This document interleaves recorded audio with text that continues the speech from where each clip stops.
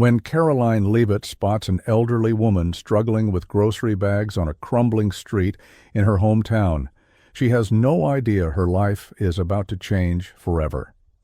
The woman is Mrs. Eleanor Hastings, her former fifth-grade teacher who once encouraged her after other classmates claimed a women could never succeed in politics.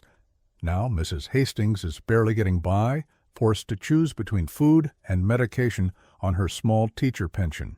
What begins as a simple act of kindness spirals into much more as Karoline uncovers a nationwide crisis. Tens of thousands of retired teachers living in poverty after a lifetime of educating others. Karoline's response ignites a movement, no. One saw coming, one that gains President Trump's full endorsement and culminates in the passage of the Educator, Dignity, and Security Act by a historic margin. But just as the dust settles, Karoline learns of a long-buried secret Mrs. Hastings has kept hidden for decades, one that ties directly to Karoline's meteoric rise to power and threatens to change everything. The wind swept through the narrow streets of Atkinson, New Hampshire, carrying with it the scent of damp earth and pine. Karoline Leavitt adjusted the strap of her designer handbag, her heels clicking against the pavement as she walked through her childhood neighborhood. The place had barely changed, the same modest houses, the same quiet roads, the same small-town stillness. Yet for Karoline, everything had changed. She wasn't just another local girl anymore. She was the Karoline Leavitt, White House press secretary, the youngest in history, the face of the administration.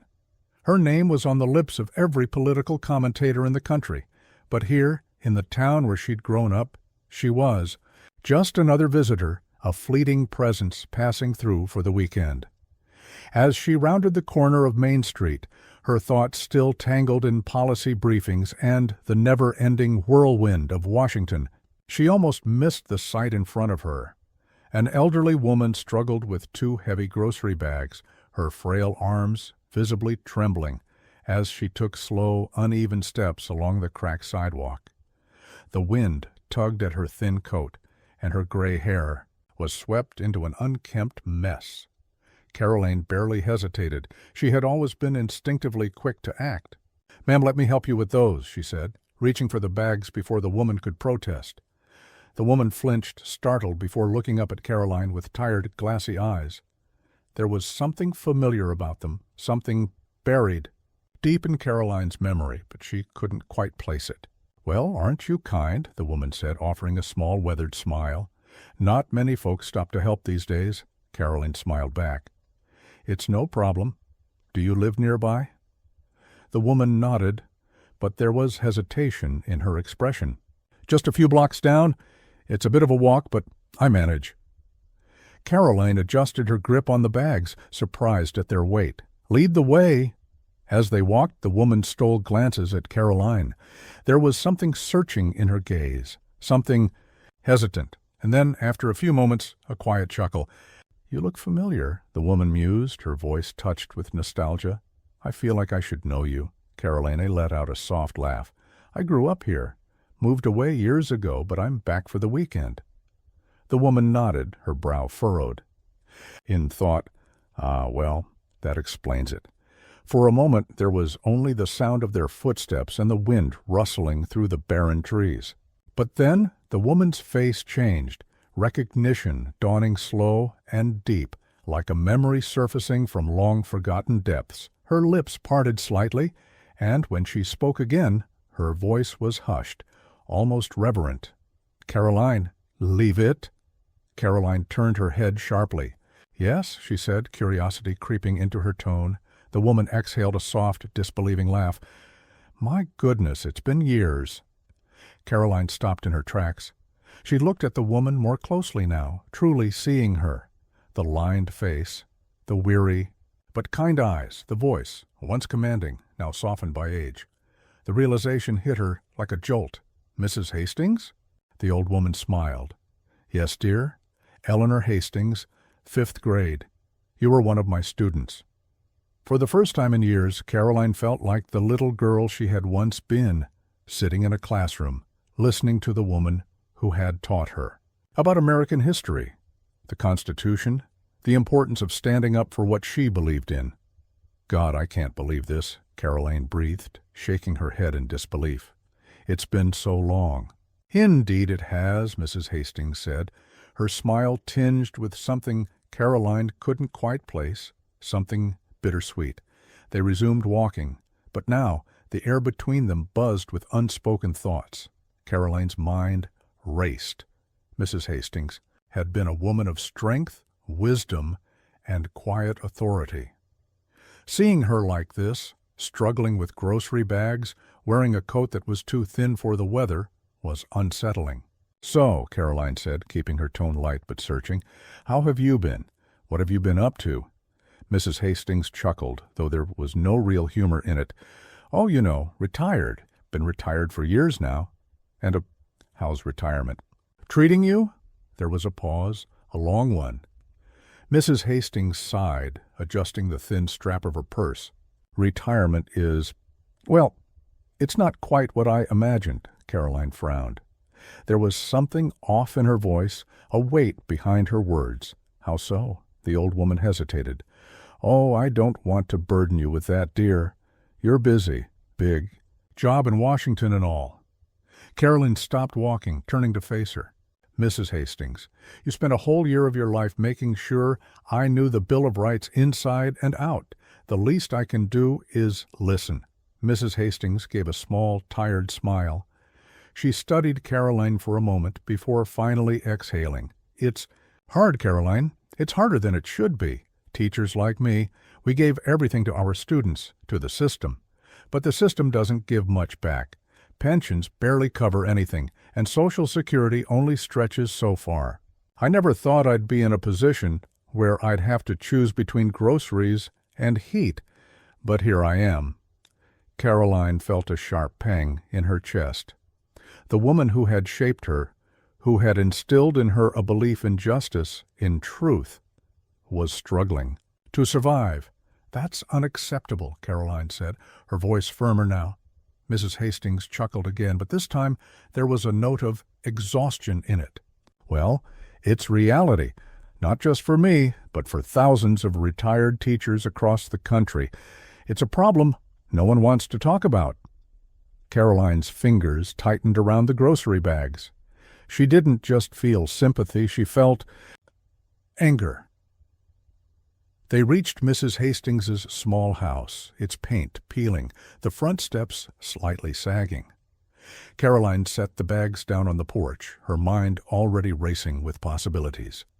Mrs. Hastings unlocked the door, turning back to Karoline with a grateful smile. "Thank you, dear. I really do appreciate it." But Karoline wasn't finished. "Mrs. Hastings," she said slowly, her mind already calculating, already seeing the potential for something bigger. "What if we did talk about it?" The old woman frowned. "Talk about what?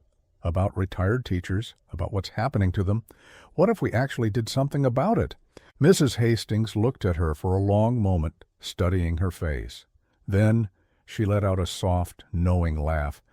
"You always were the determined one," she said.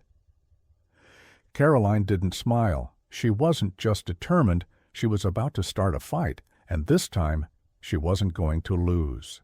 Karoline stood on the worn wooden porch, her thoughts churning.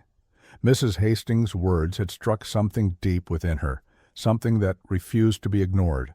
A lifetime of service, of shaping young minds, only to be left struggling in the twilight years. It wasn't just wrong, it was appalling.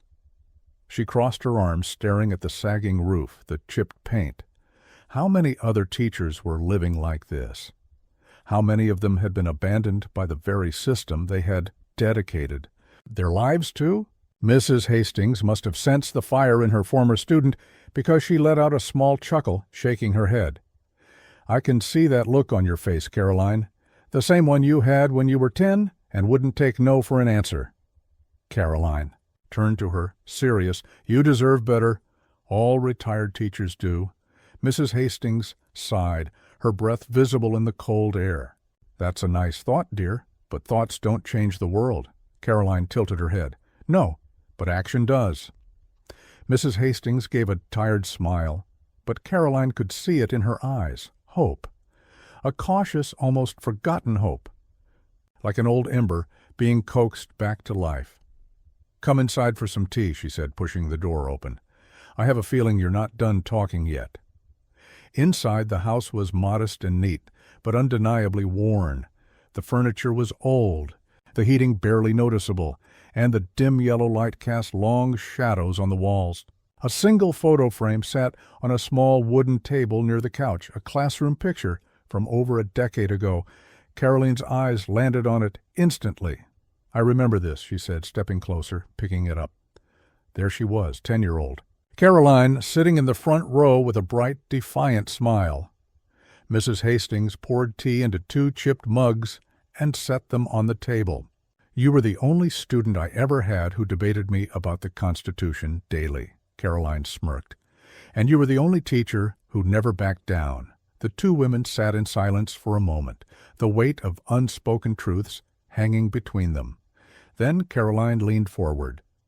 "Tell me everything, Mrs. Hastings. I want to know exactly what you've been going through." Mrs. Hastings hesitated, stirring her tea slowly. "It's not just me," she said after a moment. "Most of the teachers I worked with are in the same boat. We didn't get into teaching for the money, you know that, but we believed our pensions would be enough to get by." Then came the budget cuts, the adjustments, the fine print in our contracts that let them reduce what we were owed. By the time I realized what was happening, it was too late. Karoline's jaw tightened. "And no one fought back?" Mrs. Hastings gave a sad smile. "We tried. But who listens to retired teachers? We're not a priority. People assume we must have savings, but how could we when our salaries barely covered living expenses? I thought I had done everything right. But now," she gestured around the house, "now I count every dollar. I skip meals some nights. I've had to choose between medication and heating." Karoline swallowed, the anger rising in her throat. "And no one is paying attention. Not unless you're making noise." Mrs. Hastings' voice was quiet, almost resigned. That was all Karoline needed to hear. She set her tea down with a firm clink. "Then let's make noise." Mrs. Hastings' eyes widened slightly. "Karoline, I mean it." Karoline sat up straighter, her mind already racing through possibilities. "You said teachers tried fighting back, but it didn't go anywhere because no one with influence took notice. Well, I'm not just anyone anymore." Mrs. Hastings studied her, skeptical but intrigued. "You think you can do something?" Karoline's expression hardened. "I know I can." She pulled out her phone and scrolled through her contacts. If there was one thing she had learned in Washington, it was that power lay in connections.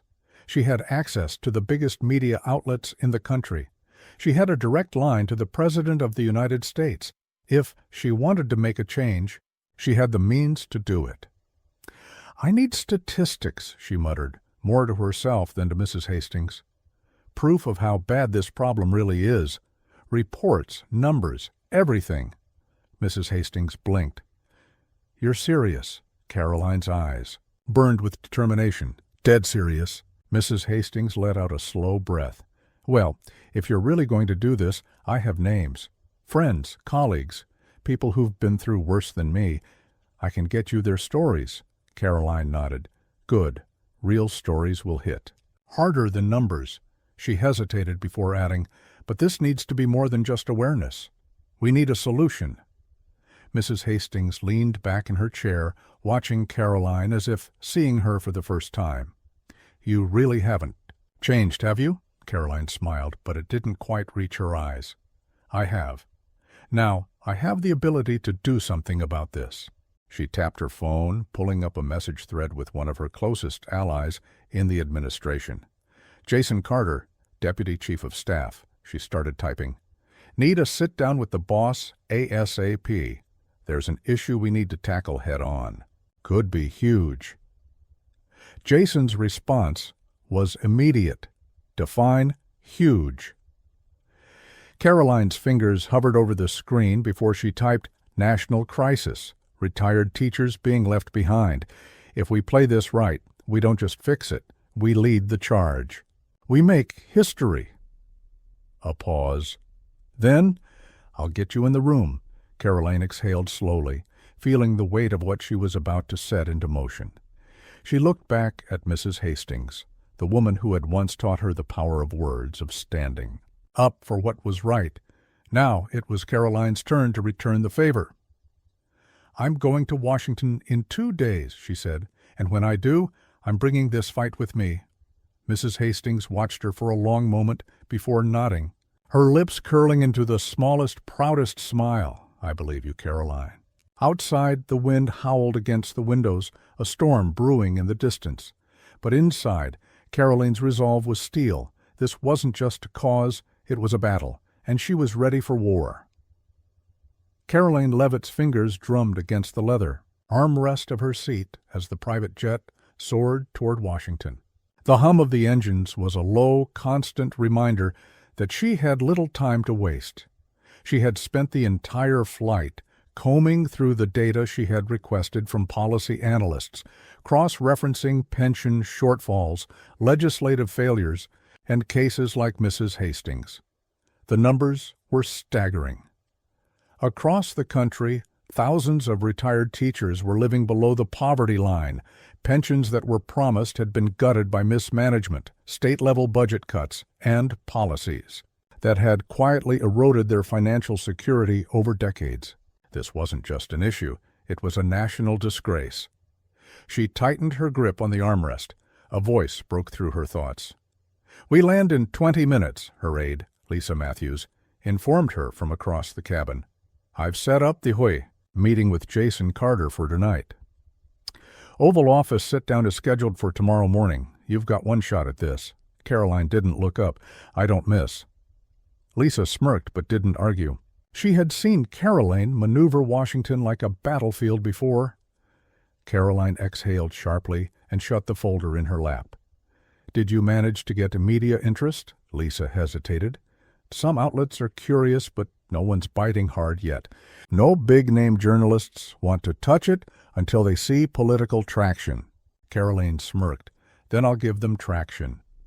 The plane landed smoothly at Andrews Air Force Base, and within minutes, Karoline was whisked into a black SUV bound for the White House. The city lights blurred past, the towering monuments standing as silent witnesses to the power plays that unfolded here every day. She had walked into Washington young, ambitious, and underestimated.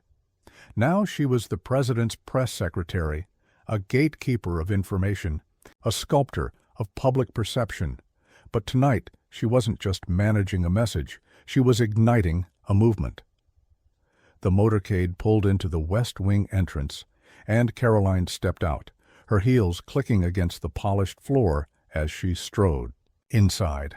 Lisa kept pace beside her, clutching a tablet with last-minute notes. "Jason's waiting for you in the Roosevelt room," she murmured. Karoline pushed the door open without knocking. Jason Carter was standing at the far end of the room, sipping. A coffee, his tie loosened, his sleeves rolled up. He glanced up at her entrance and smirked. "I knew you were up to something."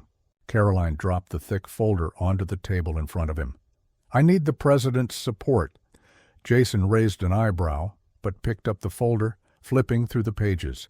His expression remained neutral, too neutral.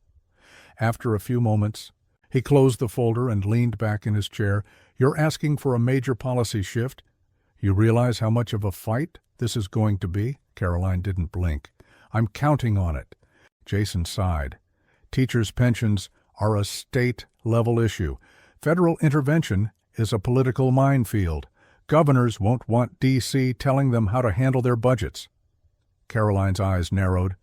"I'm not talking about some weak federal recommendation.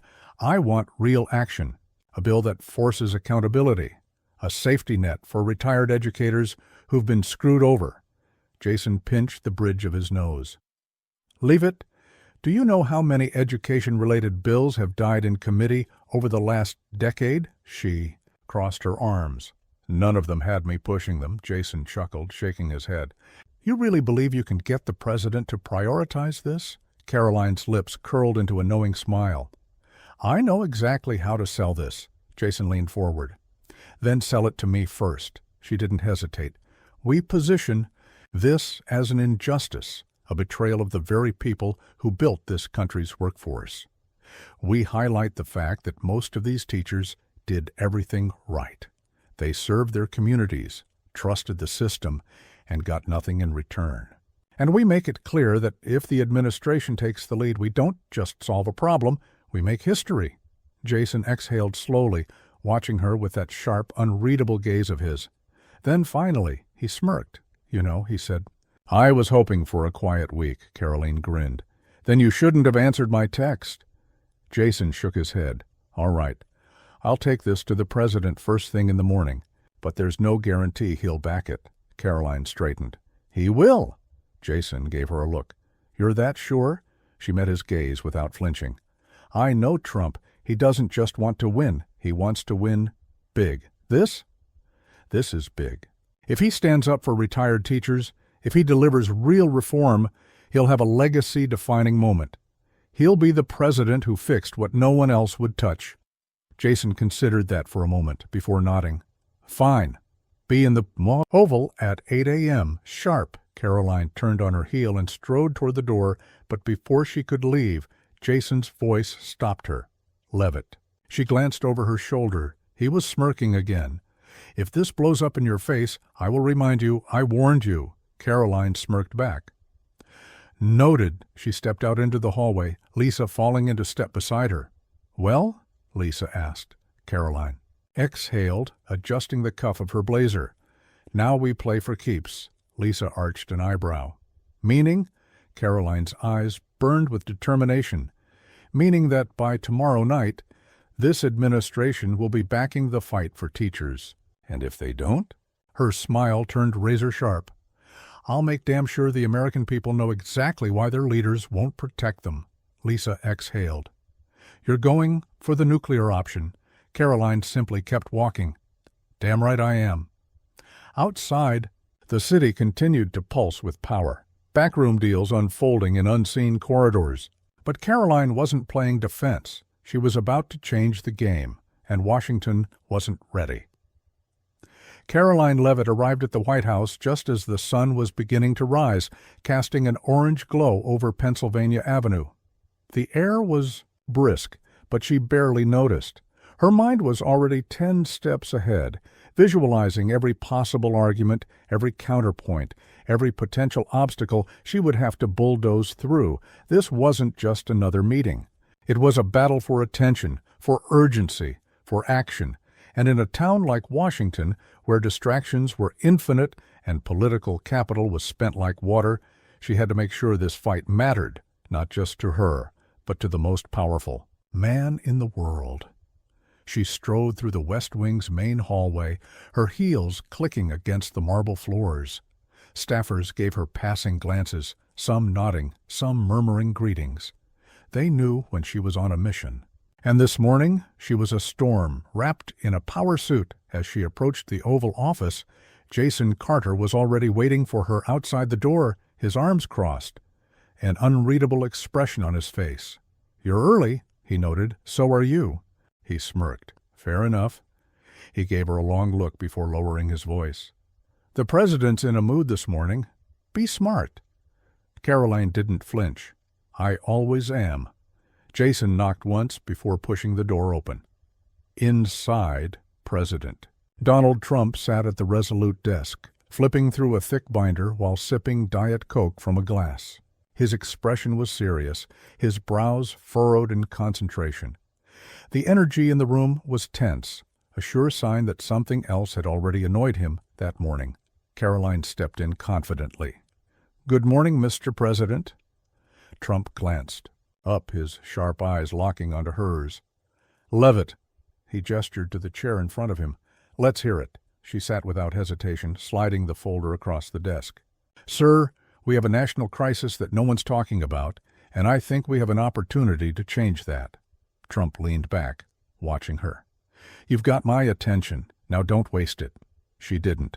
"Retired teachers are being left to rot," she said bluntly. "Pensions gutted, benefits slashed, Social Security barely covering rent.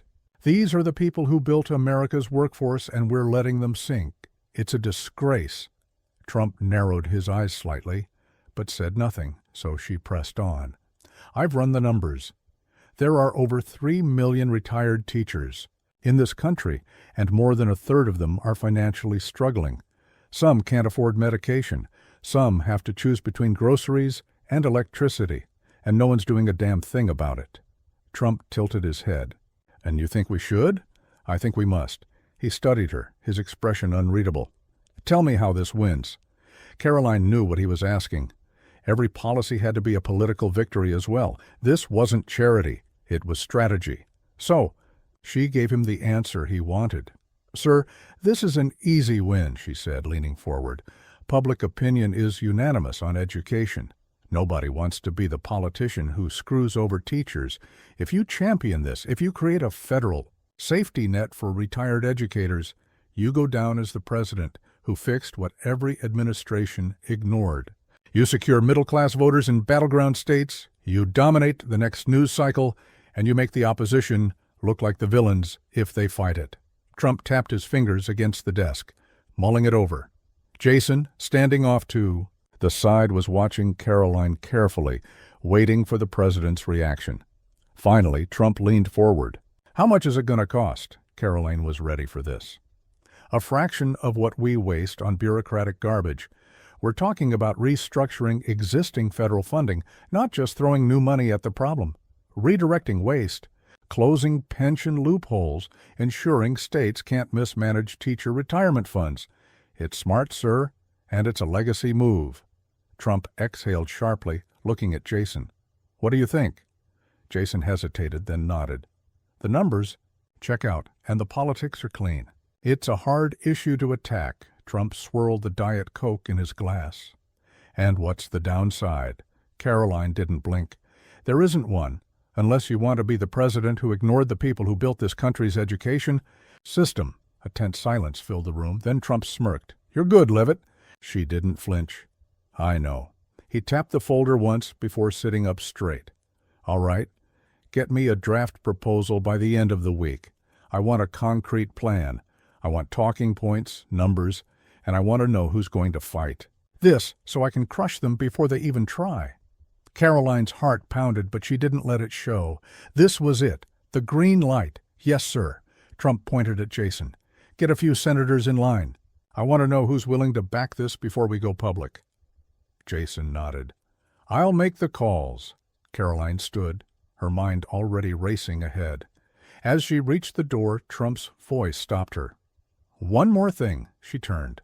If we do this, he said, we go big. None of that weak awareness campaign crap. I want a fight. A slow smile spread across Karoline's lips. That's exactly what I was hoping for. She strode out of the Oval Office, with Jason close behind. As soon as the door shut behind them, he exhaled sharply. I can't believe you pulled that off, Karoline smirked. You really doubted me? Jason ran a hand through his hair. Leavitt, you just got the President of the United States to back a full-scale policy shift in 15 minutes. I didn't doubt you. I just didn't think it would happen this fast. She glanced down the hallway, her pulse still thrumming. Now comes the hard part. Jason nodded. Getting Congress on board? Karoline shook her head. Making sure no one kills this before it even starts, because Washington was a battlefield, and she had just fired the first shot. Karoline. Leavitt strode down the White House corridor, her heels striking the polished floor like a war drum. The plan was in motion, but she knew better than to celebrate too soon. In Washington, an idea wasn't real until it survived the wolves, and the wolves were already circling. Jason Carter kept pace beside her, his phone buzzing with back-to-back calls. He silenced them, exhaling. All right, let's break this down. We have the president's backing, but that's just step one. This bill will need support in Congress, and that's where things get messy. Karoline's mind was already ahead of him. Senator Ridgway will fight it. Jason nodded grimly. She's already pushing back, calls it a reckless expansion of government. Karoline clenched her jaw. Of course she does. She's spent her career stripping education budgets. This bill threatens her entire ideology. Jason glanced at her. So how do we play it? She didn't hesitate. We put her on the defensive before she can frame the narrative. I want her name in every headline as the senator who's blocking help for teachers.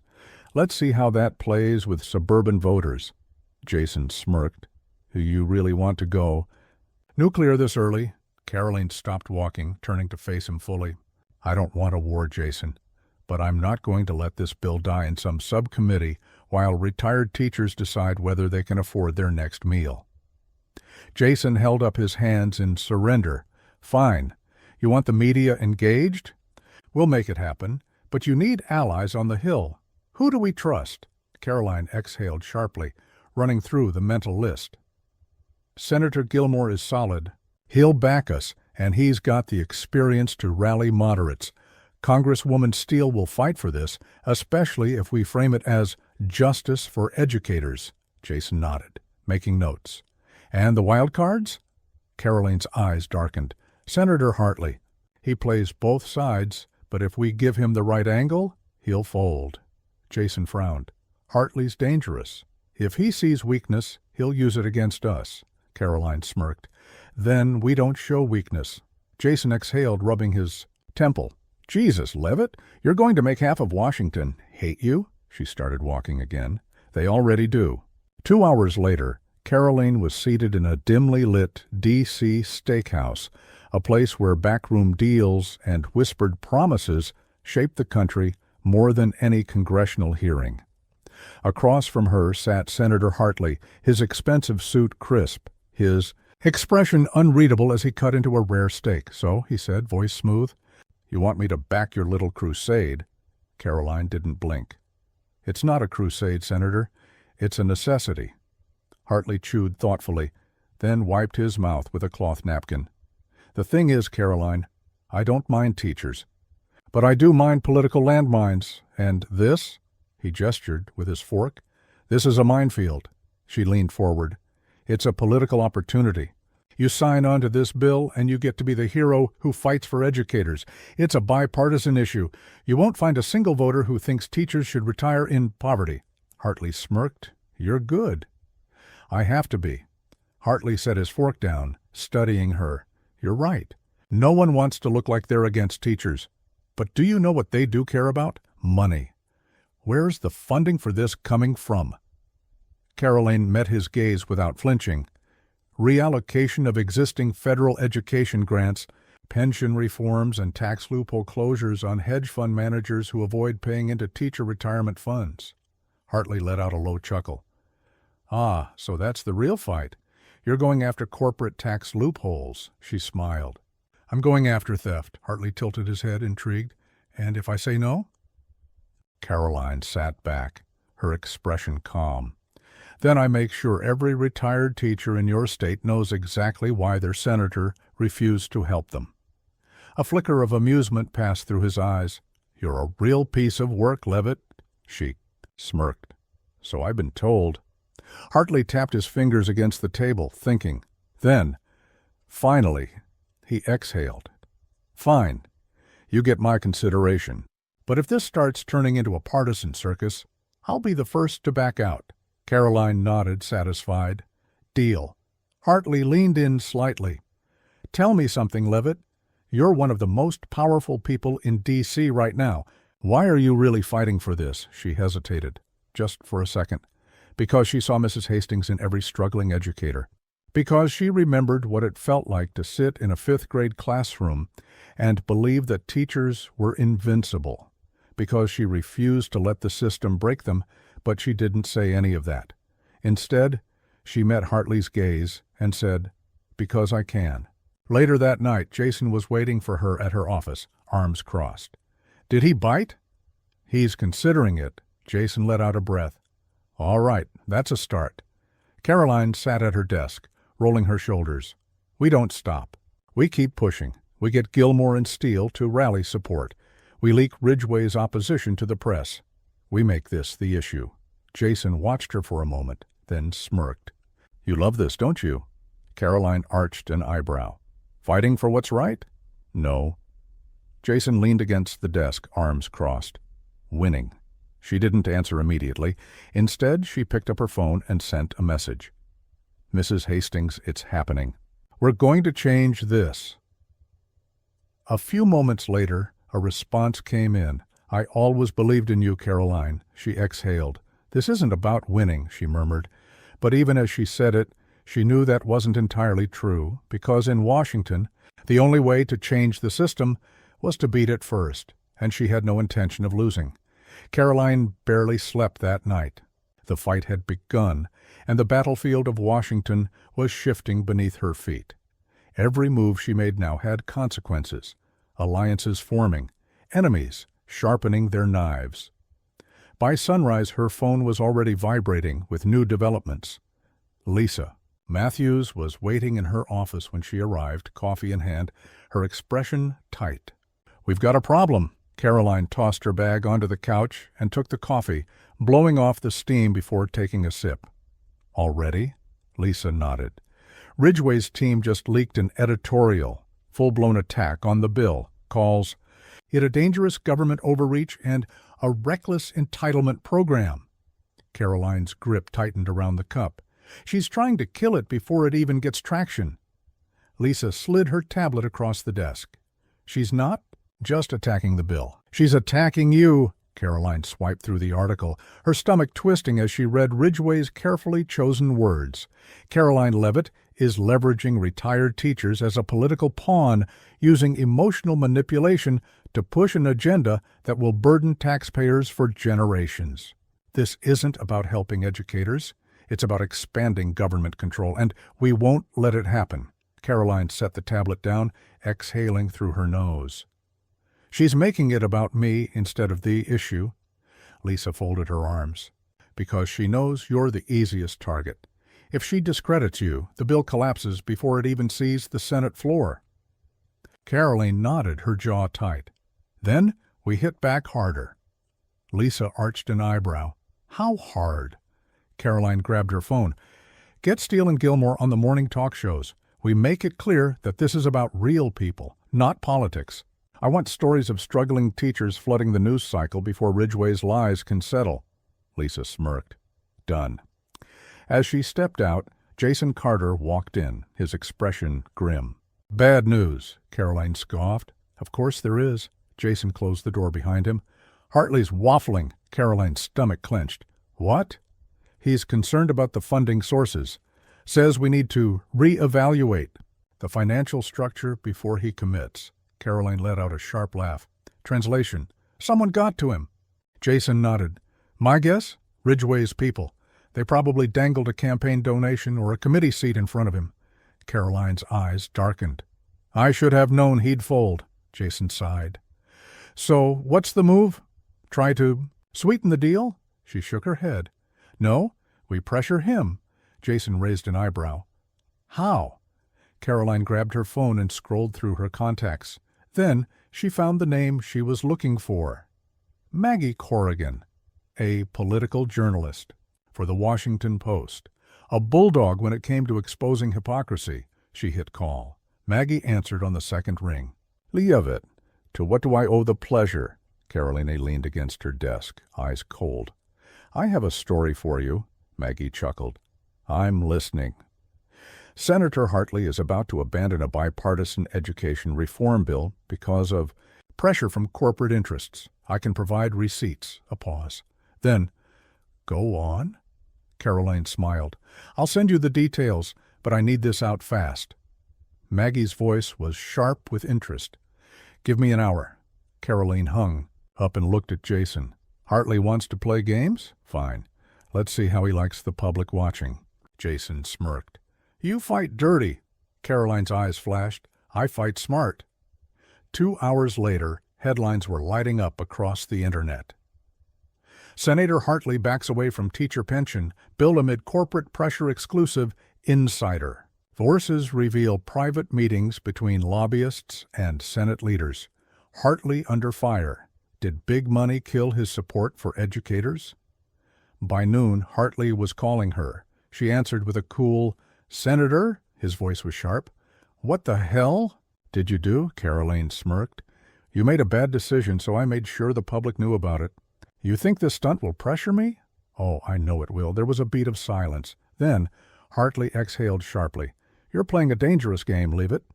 I don't play games, Senator. I win them. Another pause, then, reluctantly, Hartley muttered, I'm back in. Karoline smiled. Good choice. She hung up and looked at Jason, who was grinning. Remind me to never piss you off. She took a sip of her coffee. Noted. That night, as Karoline sat in her office, her phone vibrated. A message from an unknown number. You think you're untouchable? You're not. Drop this bill or things get ugly. Her blood went cold. She stared at the screen, her pulse drumming in her ears. Threats weren't new in Washington, but this felt different, calculated, personal. She took a steady breath and locked her phone. If someone thought intimidation would scare her off, they didn't know Karoline Leavitt. This wasn't the end.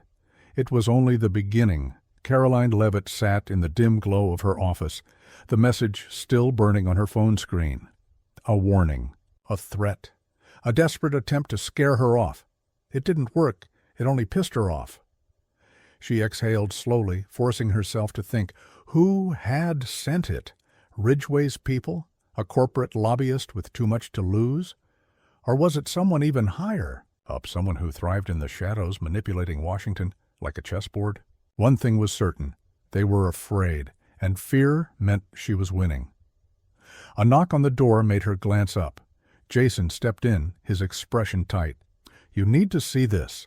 She took the tablet he handed her. New. Attack ad slams Leavitt's teacher pension bill, a government handout disguised as reform. The video autoplayed, a dramatic montage of Karolina's face next to words like reckless spending and Washington overreach. A deep, ominous voice narrated, they say it's about teachers.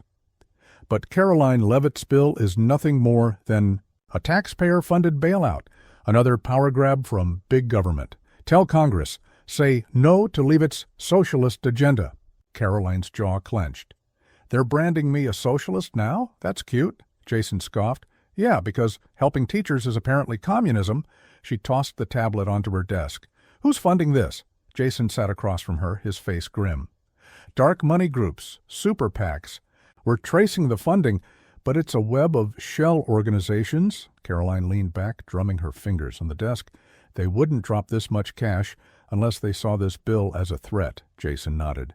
And they're willing to destroy your career to kill it, she smirked. Let them try. Jason ran a hand through his hair. Leavitt, listen to me. This is dangerous. These people don't just play politics. They eliminate obstacles. Karoline met his gaze unshaken. Good. That means they finally see me as one. Jason exhaled sharply. You're impossible. She picked up her phone. I need a primetime interview, someone big. Jason's eyebrows lifted. You want to go on air and confront this head on? She nodded. We don't play defense, Jason. We hit back harder. 2 hours later, she was sitting across from Jake Tanner on Newspoint Tonight, the country's most watched political show. Tanner, a veteran anchor known for his no-nonsense style, leaned forward. Karoline, let's address the elephant in the room. Your bill is facing fierce opposition, not just from politicians, but from deep-pocketed interest groups. Some say this is just another government expansion disguised as a solution. What's your response? Karolina didn't hesitate. My response is simple. If you're attacking this bill, you're attacking teachers. This isn't about politics. It's about whether or not we let the people who educated us retire with dignity. Tanner nodded. But critics argue that the cost, she cut him off. The cost? The real cost is what happens if we do nothing.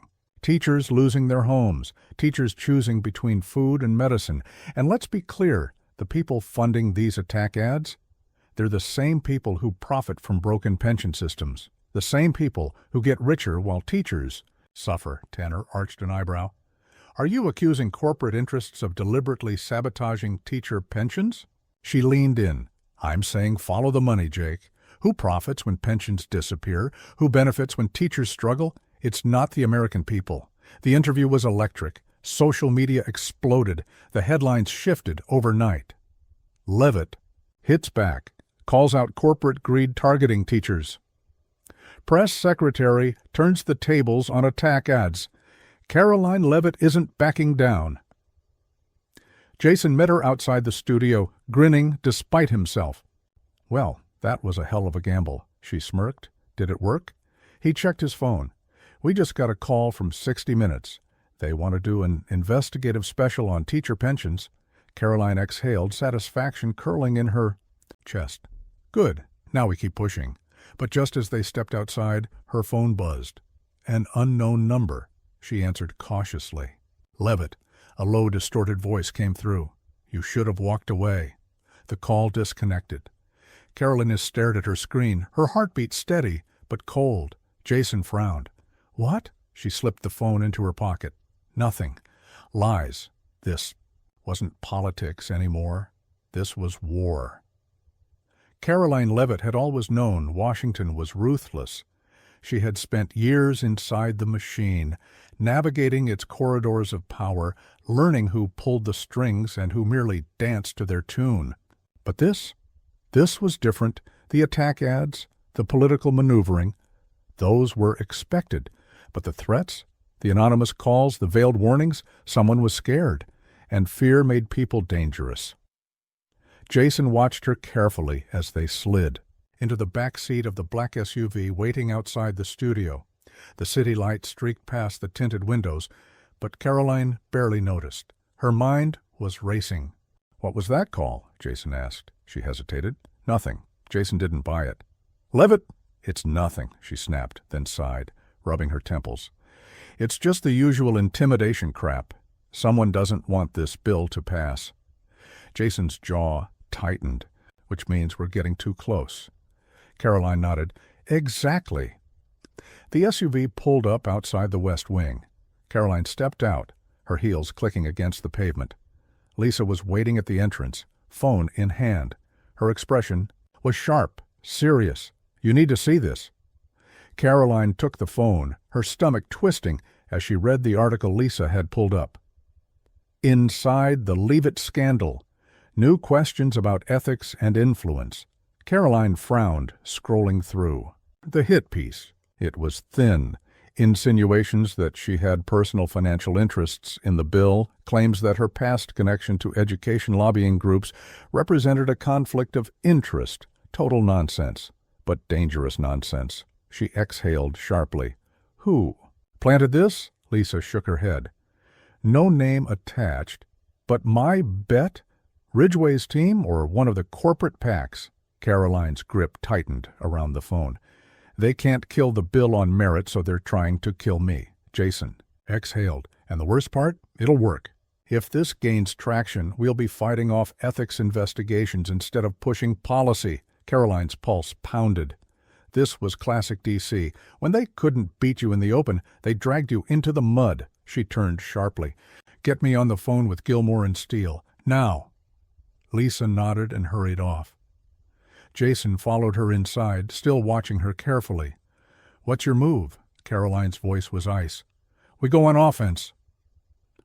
30 minutes later, she was on a secure video call with Senator Gilmore and Congresswoman Steele. Gilmore looked grim. This is a direct hit, Karoline. They're trying to force you out of the fight. Steele's expression was harder. We push back. Karoline nodded. Exactly. We don't play defense. We go straight at them. Gilmore hesitated. How? Karoline leaned forward.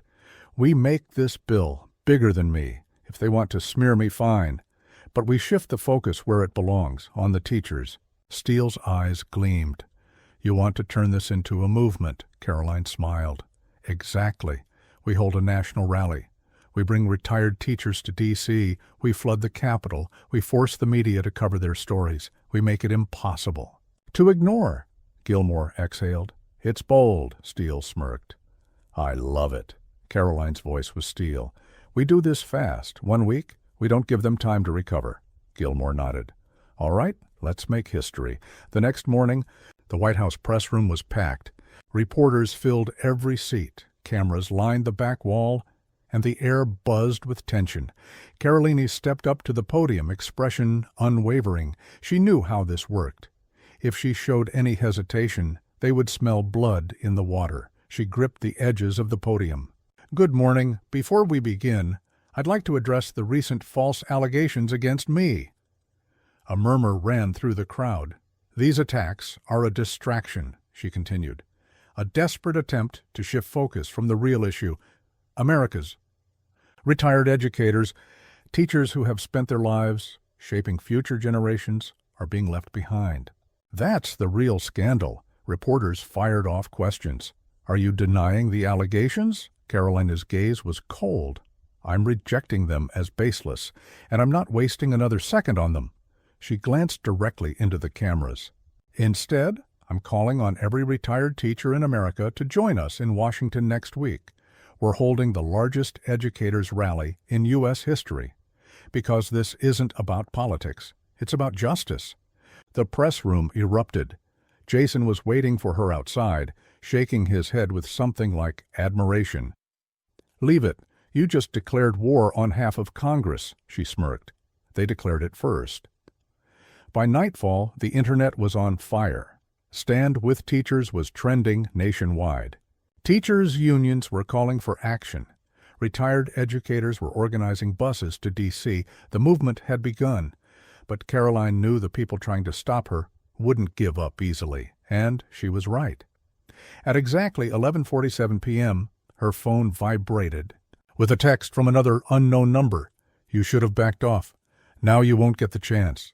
Her blood ran cold. This wasn't just politics anymore. This was personal. Karoline Leavitt stared at the text, her pulse pounding in her ears. You should have backed off. Now you won't get the chance. She reread it, her grip on the phone tightening. This wasn't the usual political pushback. This was a threat, direct, unapologetic. And whoever sent it thought it would rattle her. They had no idea who they were dealing with. She took a steady breath and locked her phone. She would deal with this later. Right now, there was work to do. A movement to lead, a war to win. She turned to Jason, who had been watching her closely. You okay? Karoline met his gaze, her expression unreadable. We need to escalate. Jason frowned. What do you mean? She exhaled, pushing aside the dread creeping up her spine. I mean, we go all in. They want to play dirty? Fine. We take this fight to every single person in this country who has ever been taught by a public school teacher. Jason leaned against the desk, arms crossed. We're already doing the rally. Karoline shook her head. Not enough. We need every media outlet in America talking about this. We need teachers, students, parents, everyone to understand exactly who is trying to stop this bill. Jason hesitated. Leavitt, you realize the more noise we make, the more we piss off the wrong people. She smirked. Good. Jason sighed, rubbing his temple. Fine. How do you want to play it? Karoline pulled out her phone and dialed. The line clicked. Mrs. Hastings? A familiar voice answered, warm but tired. Karoline, dear, you're calling late. Karoline's voice softened. I know. I wouldn't if it wasn't important. A pause. Tell me, Karoline inhaled. I need you in D.C. Silence, then a soft chuckle. Karoline, I'm an old woman. What would I do in Washington? You'd tell your story, Karoline said, gripping the phone. To the whole country. Another pause. Then, quieter. Is it really that bad? Karoline closed her eyes. Worse than you know. Mrs. Hastings exhaled. I'll be there. Karoline smiled. Good. I'll arrange your travel. After hanging up, she turned back to Jason. We put her front and center. Make her the face of this fight. Jason nodded. That'll resonate. Then his expression darkened. But, Leavitt, about that text. She waved him off. It's nothing. Jason didn't buy it. Bullshit. She met his gaze, defiant. I don't have time to be scared, Jason. He hesitated, then sighed. Fine, but we increase security. No arguments. She didn't argue. The next morning, the West Wing was chaos. The media had caught fire with the teacher pension rally, and now everyone, from senators to CEOs, was scrambling to control the narrative. Lisa was waiting for Karoline at the entrance to her office, phone in hand. You need to see this. She handed Karoline a tablet. The screen showed a video, grainy security footage from outside a local government office. The sound was muted, but Karoline could see what was happening. A group of men in dark suits. A teacher, probably in her 60s, being shoved aside as she tried to hand them a petition. She fell hard, hitting the pavement. The headline below the video, protesting teacher, injured after senator's staff refuses to listen. Karoline's. Blood went ice cold. She gritted her teeth. Whose office was this? Lisa exhaled. Senator Ridgway's. Jason walked in just in time to hear. Jesus Christ! Karoline's hands curled into fists. Get me a press briefing, now. Lisa nodded and disappeared down the hallway. Jason shook his head. Leavitt, you're about to detonate this thing. Karoline's voice was steel. That teacher gave her life to the system, and Ridgway's people just threw her onto the pavement. Jason exhaled. Then let's burn them down. 30 minutes later, the White House press room was packed. Karoline stepped up to the podium, her expression like stone. Good morning. Her voice was calm, controlled, but ice cold, with fury. Before we begin, I'd like to address an incident that took place yesterday outside Senator Ridgway's office. She turned to the cameras. A retired teacher, one of the very educators this bill seeks to protect, was physically shoved to the ground for trying to have her voice heard. A murmur rippled through the press corps. Karoline continued, Let's be clear. This is what happens when people in power decide that teachers don't matter. This is what happens when politicians treat educators as expendable. She let that sink in before delivering the hammer. I have one question for Senator Ridgway. Is this your idea of leadership? The room was silent. She exhaled. We will not be intimidated. We will not be ignored. And we will not allow teachers to be treated as disposable. She took a step back. Questions? Hands shot up. The next phase of the war had begun. That night, Karoline sat alone in her office, the adrenaline still coursing through her. The press briefing had been a nuclear strike.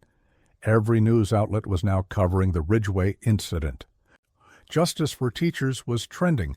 They had the momentum, but at what cost? Her phone buzzed. She glanced at the screen. Unknown number. She hesitated, then answered. Silence. Then a low, distorted voice. You don't know what you've started. Karoline's pulse didn't waver. Oh, I know exactly what I've started. A soft chuckle. Then you know how this ends. Click. The call disconnected. Karoline stared at the phone. Her breath came slow and steady. Then she whispered to herself, voice unwavering, I do, and it won't be me who loses. The words echoed in Karoline Leavitt's office long after the call ended. She set the phone down gently, as if refusing to give the threat the satisfaction of a reaction. Her eyes stayed fixed on the Capitol's silhouette through the West Wing window, bathed in the pale wash of midnight light. Somewhere out there, in the tangle of marble halls and backroom meetings, someone had declared war on her, but she'd already won. They just didn't know it yet. The morning of the rally arrived like a storm. By sunrise, thousands of retired teachers had flooded Washington, their buses lining block after block of Constitution Avenue. The city hadn't seen a demonstration like this in years. Not organized chaos, but precise, purposeful unity. Some marched with walkers, some held hands with former students, some simply stood with their homemade signs raised to the sky. We taught them, now hear us. Dignity doesn't retire. Leavitt stands for us. We stand with her. Karoline stood backstage at the temporary platform set up at the base of the Capitol steps, reviewing her speech. The air buzzed with anticipation, and press drones hummed above the crowd.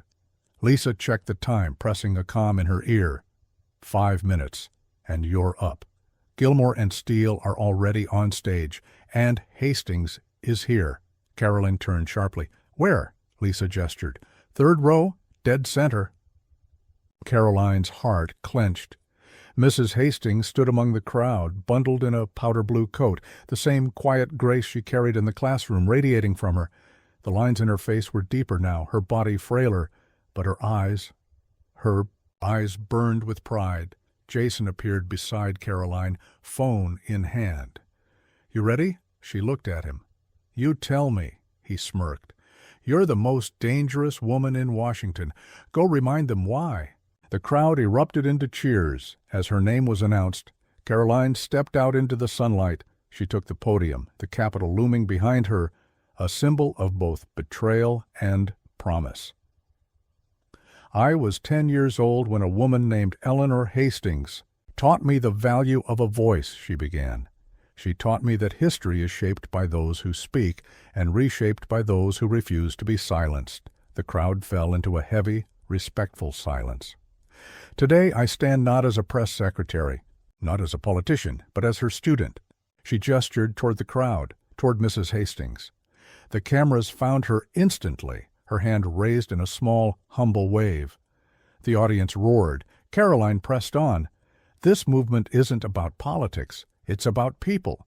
It's about the thousands of teachers who gave everything, only to retire into obscurity and struggle. It's about honoring their sacrifice with action, with justice."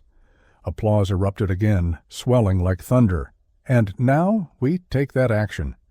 I'm proud to announce that, with bipartisan support, we are introducing the Educator Dignity and Security Act, a bill that guarantees federal protections for retired teachers, creates a supplemental safety net, and eliminates the loopholes that have robbed them of the futures they were promised." The cheers became deafening. Karoline raised her voice. "Let it be known, we are done asking for change. We're demanding it, not just for Mrs. Hastings, but for every teacher who shaped this country." The chants began on their own. "Pass the bill, pass the bill." Jason and Lisa watched from the side of the stage, both stunned by the momentum. As Karoline stepped back from the mic, Senator Gilmore took her hand and raised it high. Congresswoman Steele followed. The crowd surged forward in unity, and behind the scenes votes began shifting. The nation had spoken, and Washington, at last, was listening. The next 48 hours were a blur of motion, meetings, calls, negotiations. The usual predators of the Hill, lobbyists, corporate stooges, cynics, scrambled to adjust. No one wanted to be seen as against teachers. Now, not after the footage of Mrs. Hastings standing beside Karoline went viral, not after national polls showed 81% approval of the proposed legislation. Even Ridgway's icy resolve began to melt. Cornered by media, abandoned by allies, and under pressure from her own constituents, she finally blinked. Jason burst into Karoline's office late that evening, breathless. "She's in." Ridgway flipped. Karoline looked up, stunned. "What?" He held up his phone. "She just released a statement, says she'll support the bill in full, claims she never doubted the need, just wanted to be sure it was the right policy." Karoline laughed. A short, disbelieving laugh. "Unreal." Jason grinned. "You did it." Karoline shook her head slowly. "We did it." A week later, the Educator Dignity and Security Act passed both chambers of Congress by a landslide vote. The Oval Office was packed with cameras when President Trump signed it into law. He spoke briefly, unusually measured. "This is long overdue." And frankly, it took someone like Karoline Leavitt to get it done. She stood beside him, calm, resolute, the storm behind her and the nation ahead. But she wasn't thinking about the cameras. She was thinking about Mrs. Hastings.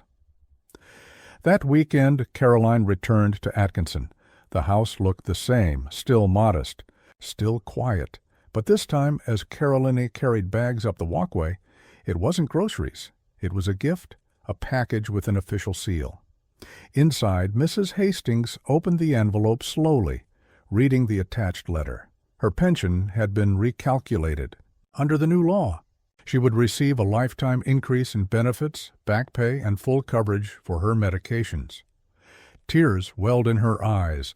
I don't even know what to say." Karoline sat beside her. "You don't have to say anything." Mrs. Hastings looked at her the same way she had all those years ago when she taught Karoline how to use her voice. "I always knew you'd do something big," she said softly. "But this is right." Karoline took her hand. "I couldn't let them forget you." Mrs. Hastings smiled through the tears. "And now, They never will. The fight had nearly broken her. The threats, the politics, the pressure. But Karoline Leavitt hadn't wavered. Not for power, not for survival, for something far more enduring, dignity. And in the end, it wasn't just a win. It was a legacy. The headlines would fade. The politics would shift. But across America, in modest homes and quiet retirement communities, thousands of teachers finally had something no bill had given them before: peace.